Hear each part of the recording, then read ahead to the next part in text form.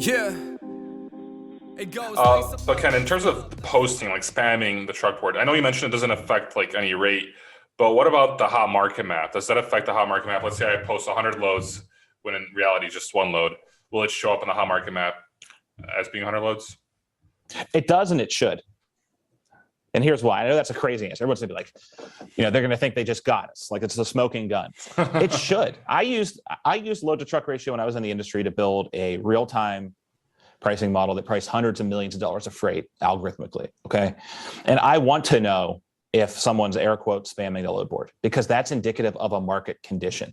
People don't spam the load board when in January of 2019.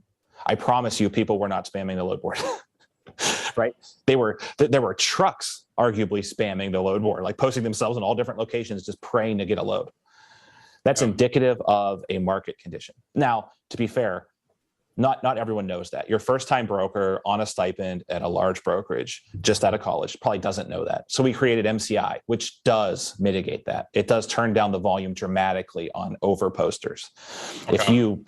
So that is it's the difference between an automatic and a manual transmission. If you don't know much about freight, if you don't know how load boards work, if you don't know how the markets respond, use MCI. It's a negative 100 to a positive 100 number. Doesn't require you to do any mental math. It just gives you a quick idea if the market's hot or cold. And it allows you to compare like Salt Lake City with Atlanta, two very different markets. Sure. Once you really kind of get into it, like right now, right now you want to know all of these ingredients. I mean, how many trucks are posting themselves on the load board right now? Not many. Not that many. Because if you sit with a trucker and they post their load, they're going to have 30 calls in 5 minutes. They're out there searching for freight. So that's called dark capacity. We sell that, right, as a product. Those are trucks that are out there searching for the best loads. So that's where the load to truck ratio kind of taps out, and you need to look at searches over and above the posts. So there's all these different ways where this stuff can help you gain a better understanding of what's happening and gain an edge against your competition. Because if I'm a broker and I just throw my hands up and go, this is BS. There's so-and-so's, you pick a name, spamming, and this other broker's going like, yeah, that's because I know that market's really hot. Maybe I can do something creative to kind of lure a truck in or book a tri-haul or try to find a way to get a truck back. Those are the brokers that are successful. Sure. In any environment. Yeah. I'm curious if you could tell us, Ken, if you have any foresights into what kind of rates we'll be seeing until the end of the year.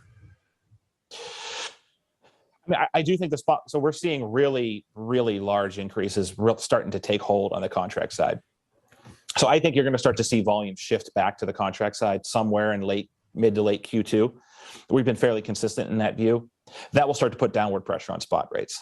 Now, if we continue to see these supply chain issues with Class 8 trucks and we don't get, the cavalry doesn't come in and start to deliver some of these Class 8 trucks, I think that's problematic. That will continue to keep some upward pressure on spot rates.